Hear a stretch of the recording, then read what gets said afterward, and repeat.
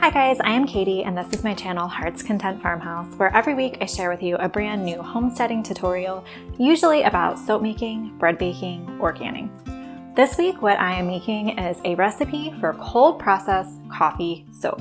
So this is a typical recipe using lye and oils, and then what we're going to do is instead of water, use cold brewed coffee, not like cold brewed coffee, but brewed coffee that's cold, and use that as the base liquid. And then we're going to mix in coffee grounds to our soap batter, and it is going to give us a really pretty brown exfoliating coffee soap. So I'm going to go through the process with you, show you how to make it, and then leave the recipe for you in the description.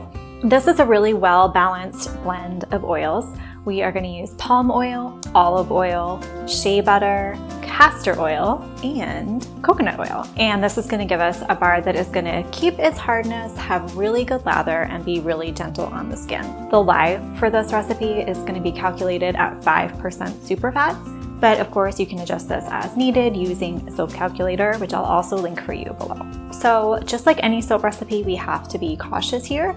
We need to make sure that we have goggles on and gloves when we're working with lye. Make sure that you're working in a distraction-free area so that you don't end up making mistakes, because they are very hard to undo with soap making. And also make sure that you don't have anyone running around, like kids, pets, anything like that that could knock your lye water over, because that could be really dangerous. Lye is extremely caustic and can burn your skin, burn your eyes, and actually cause blindness. So you do have to be careful. This shouldn't scare you, but it's just a reminder that you have to treat your ingredients with respect. So our very first step here is to measure out our coffee and our lye. So typically you would use water at this stage. Since this is a coffee soap recipe, we're using coffee. Do not use hot coffee. You will have an extremely terrible reaction when you add the lye, because the lye heats up as well. So hot coffee plus the added heat from that chemical reaction is going to actually cause it to overflow, which is super dangerous and will ruin your kitchen. Your coffee has to be cold. So when you brew it in the morning, pour out what you're going to need, which for this recipe is going to be 8 to 10 ounces. I went ahead and used 10 ounces here, but you're going to measure out your 10 ounces and just let it cool for a few hours before you work with it. So measure the coffee separately using a digital scale, then measure the lye, and then mix them together. You do this by adding the lye to the coffee, never the other way around. You can remember this with the saying, snow floats on the lake. That is just a way to remember that the lye gets added on top.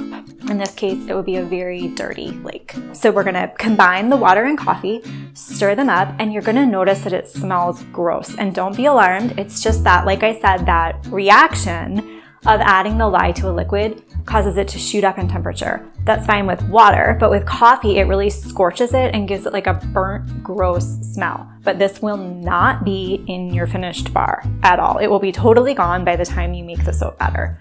So set that aside and make sure it's in a safe place. And now we're gonna go ahead and measure out and melt the oils and butters. For this recipe, we're doing 9 ounces of coconut oil, 9 ounces of olive oil, 2 ounces of castor oil, 8 ounces of palm oil, and 2 ounces of shea butter. Like I said, this is going to be a great balanced bar. If you don't like palm oil, if you're looking for a recipe that is palm free, you could take any of your favorite soap recipes, the oils in it, and just instead of using water, you use coffee. This is a technique that you can really use for any recipe. I'm just showing you how I did it this one particular time. But you don't have to use palm oil in a coffee soap if you don't want to. So we're gonna measure all of these out separately. I actually just measure them all in one pot, but that's really not the best practice. You should measure them out separately and then add them to the pot.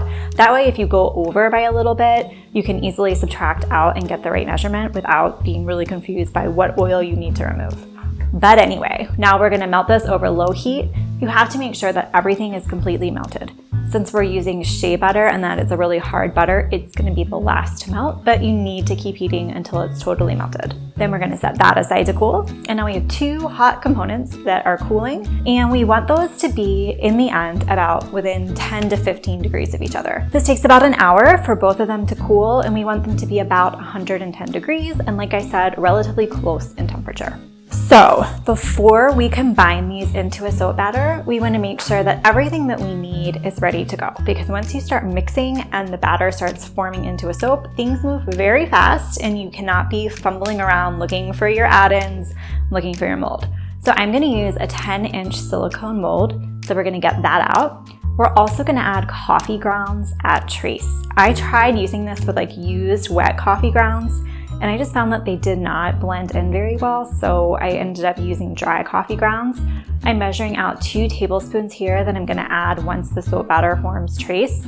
And this is a lot. It looks like a lot, as you can see in the finished bar. If you wanna cut this back to 1 tablespoon, that would be fine. If you wanna bump it up to 3 tablespoons, that would be fine. It really doesn't affect the chemistry of the bar. It's just sort of like a little mix-in. So really personal preference here on the coffee grounds is fine. I'm not doing a fragrance in the soap because mostly I just wanted to see if any coffee fragrance would come through in the end. It does not. It doesn't smell like anything. So you don't get the gross burned coffee smell in there, but you also don't get any like nice coffee smell in here. So if you want a coffee fragrance or another fragrance in this soap, you need to pick a fragrance oil.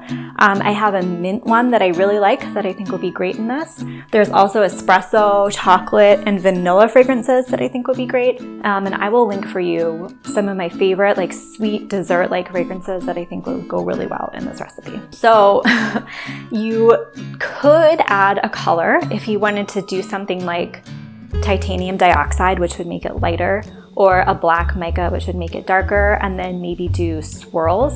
But basically anything you do here is gonna be a shade of brown. The coffee in this is gonna make the soap very brown. There's really no getting away from it. So you can play with that a little bit, but basically you're gonna have a brown soap.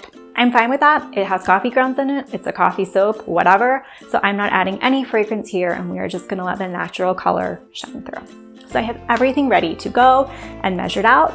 Really, it's just my coffee grounds and my mold. In your case, it might also be fragrance and color. Now we're gonna carefully pour the lye coffee into the melted oils and start stick blending. So now, some people worry that with coffee soap, we're gonna have a lot of like a volcano, or it's gonna heat up, or something bad is gonna happen. Nothing like that happens because coffee doesn't have any sugar in it. So when you add milk or honey, anything like that to a soap, it starts acting weird. But that's because of the sugars. Coffee doesn't have that. So really it's gonna behave just like any other normal soap recipe, no problem. So this comes to trace relatively quickly. It takes about 3 minutes of stick blending. And you can see here, this is a pretty thick trace. Not thick, but medium, thicker than I usually do. And the reason for that is I want to mix in the coffee grounds and I don't want them just to sink to the bottom. So with a little bit of a thicker trace, it gives them like a little bit of substance to cling to, and they'll be evenly dispersed in the finished product. So I'm just gonna mix those in, stir it up, and pour this into my mold. And now this is gonna cure for 24 hours, just at room temperature, uncovered. I don't do anything special with it. Doesn't need to go in the freezer or the fridge because again, there's no sugar.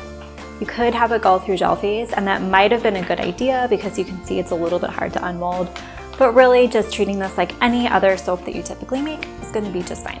So now it is time to unmold, and since this does have a relatively high percentage of castor oil, it's a little bit soft and sticky, as you can see. You might want to add a little bit of sodium lactate to yours, or like I said, put it through gel phase. But we get it out, no worries. We are going to cut this into 8 really thick bars. And it's not the most beautiful thing in the world, but it has a really pretty, simple, rustic look. And the color actually looks nice. And I think the coffee grounds in it are pretty too. So this firms up after about a day or so. This like stickiness goes away really quick. It's no big deal.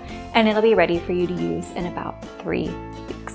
So like I said, I'm gonna leave the full recipe in the description box below, as well as links to the fragrances, the mold I used, and any other special ingredients you might need. But this is kind of a great way to just do a basic soap recipe and make it a little more interesting without having to buy a lot of like mix-ins and doodads and weird stuff. It's just brewed coffee and coffee grounds, and everybody likes that. So that is it. Thank you for watching. I hope you enjoy your soap and have a great day. Bye.